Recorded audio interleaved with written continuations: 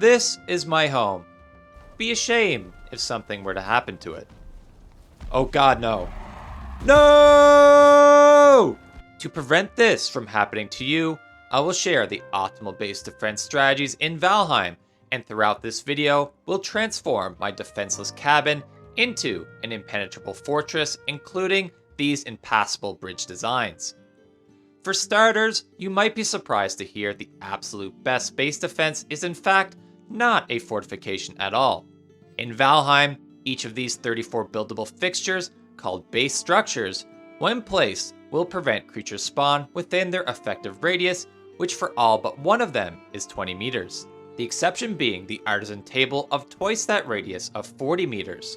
However, both the workbench and forge's radius will increase for each upgrade placed beside them by 4 and 3 respectively, to the current max as of the Ashlands update of 36 and 38 meters of spawn preventing goodness. Based on this, if you scatter any of them across your base, such that their radiuses overlap, you can create a blanket of spawn preventing safety. I like to use workbenches first, as when placing them or selecting to build something with your hammer, you get a visual indicator of their radius, so you can ensure proper coverage before replacing them with one of the 3 options I will get to in a moment. This spawn prevention works for both standard spawns but also raids. To illustrate, a raid event is currently active, but since I'm surrounded by these structures, no enemies can spawn. That said, mobs from raids can spawn a distance from your location, so it may not always be realistic to prevent raid spawns altogether. Plus, of course, this could be a tremendous eyesore for those looking for an aesthetically pleasing home. First, the campfire, bonfire, and standing brazier are unique in that, unlike other base structures, are not attacked on sight by enemies and will only be attacked if the creature has already engaged the player, making each of them specifically suited for spawn preventing service. For this reason, combined with its cheap cost, makes the campfire my first choice. Better yet, you can easily bury these with a hoe, and don't worry, the fire does not need to be lit for its effect to be active.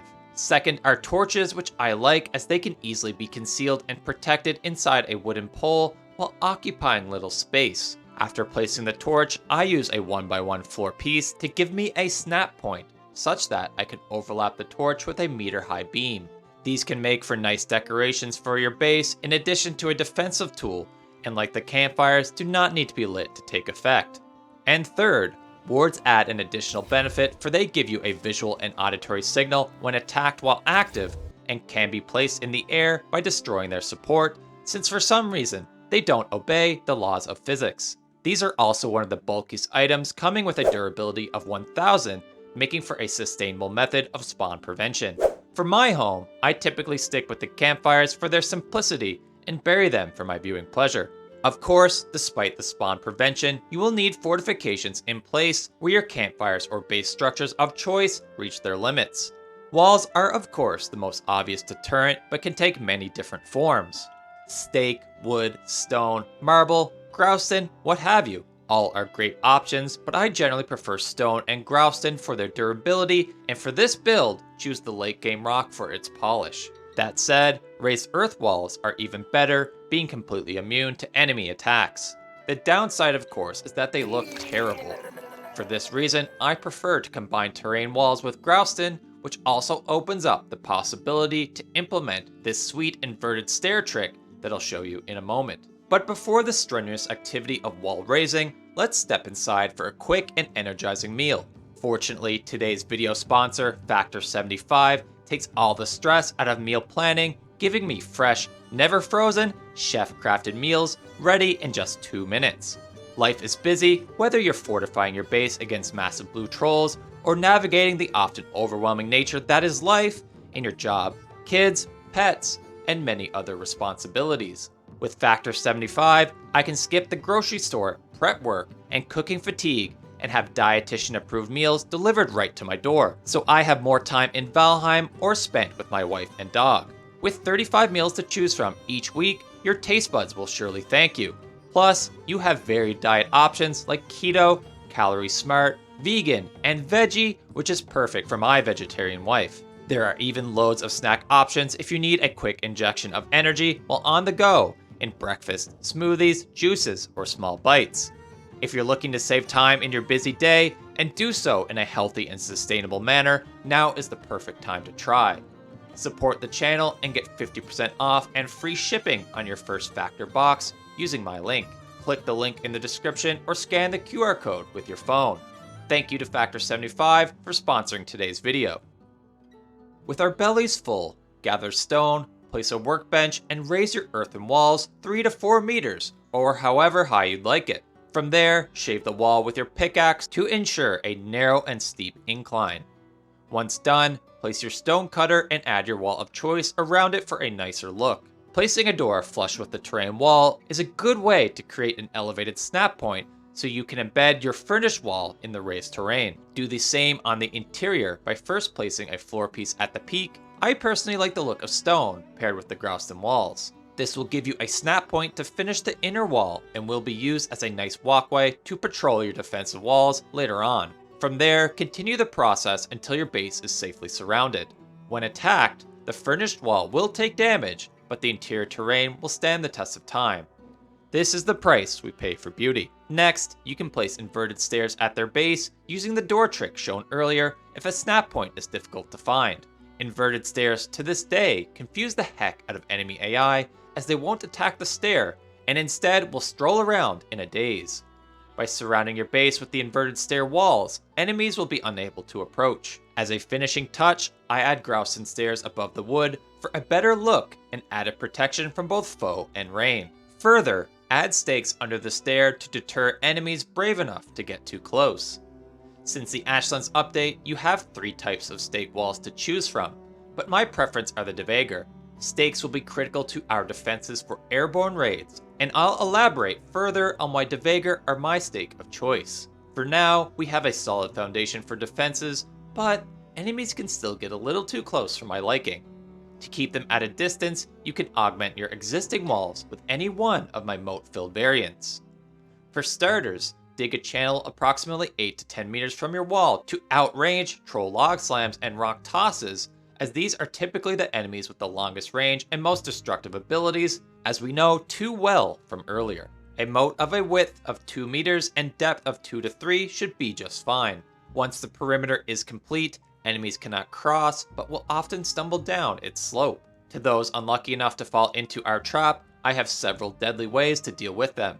First, and one of my favorites, is to take my tamed doggos and place them at the moat base to patrol and prey on those unfortunate to fall in. Second are beehives, which when placed, will poison any creature unlucky to get too close. These also make primitive early game defenses against most of the meadow's critters, and I like to place them on poles for added protection. Third are pufferfish, which like the beehives, will poison those that come in contact. Fourth, most deadly, but requiring the most maintenance, are traps. Place and arm these to activate and crush anything stepping upon them. However, as mentioned, once triggered, will need to be manually reset by a player and will deteriorate over time. Fifth, and my likely favorite, is to scatter refined Eider. Loose Eider will periodically fire magical projectiles, dealing lightning damage that really packs a punch. It's both powerful and sustainable, as these will never despawn, assuming you have the spawn preventing structures in place, as we discussed earlier. Simply place them one by one in your trench. Okay, with our moat in place, our base is looking pretty secure, right? Of course, we still need a way for us to get inside. This is where bridges come in. A simple stair and wooden platform is all you need to navigate across the moat gap. But unless done correctly, will create a weak point, allowing creatures to stroll inside your home. Fortunately, I have 2 slick bridge designs to solve this problem for us, but before any of that, we must address the elephant, or bat, in the room. Aerial raids like from bats, drake, or even Seeker or Jarl are some of the most damaging raids in Valheim, especially for our vulnerable livestock. Despite our best efforts, nothing we have done so far will protect us from the creatures in flight. Fortunately, I can recommend 2 approaches to counteract them. First, we can leverage the stakes as discussed earlier, but rather at the wall base, we can embed them at the peak such that they poke through the groused-in exterior. Depending on the stake you choose, you may need to remove your walkway, place the stake, and replace the stone. Approaching enemies will pathfind to the wall and attempt to rise above, making direct impact with the protruding spikes. While ash would deal by far the most damage, the Dveigar provides more than enough, with bats being our biggest threat. Additionally, since stakes lose durability with each hit, it triumphs once more, having the greatest durability of the three. Second, the Mistlands gave us ballistas, which can either be programmed to shoot everything, including Vikings, or can receive a trophy for increased precision. These can be fragile, so I place them atop my walls and program them as needed. Remember, these must be armed with any of the 3 missiles the game offers, and are therefore maintenance heavy, requiring restocking periodically. And with our base safe from aerial threat, we can finish our base fortifications with one of 2 impenetrable bridge designs. The key for secure bridges is to establish a gap. Unlike players, enemy AI cannot navigate even the smallest of spaces in their pathfinding, and therefore, we can design a bridge that is exclusively passable by Viking, of which I have 2 variants. In our first example, begin by placing a floor piece extending across the moat. At its edge, place a door.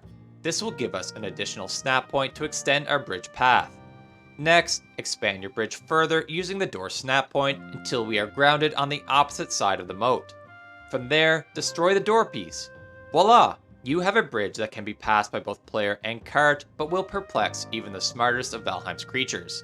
What? You can adopt the same door strategy with the preferred stone or grouston, as each are unaffected by rain. Of course, gravity may give you a little more grief. Another, and my favorite design, is to use beams rather than floor pieces. Core wood can be used as the frame, and 1 meter beams can be leveraged to add intermediate snap points to shorten the rungs in our bridge. Effectively, we are creating a horizontal ladder, and like before, this design creates periodic gaps that will allow you and your carts travel while dumbfounding Valheim's creatures. Feel free to use any one of these defense strategies in your builds, or combine them like I have in this video. And should a creature break your defenses, you will be happy to have learned these 7 powerful combat strategies in this video right here.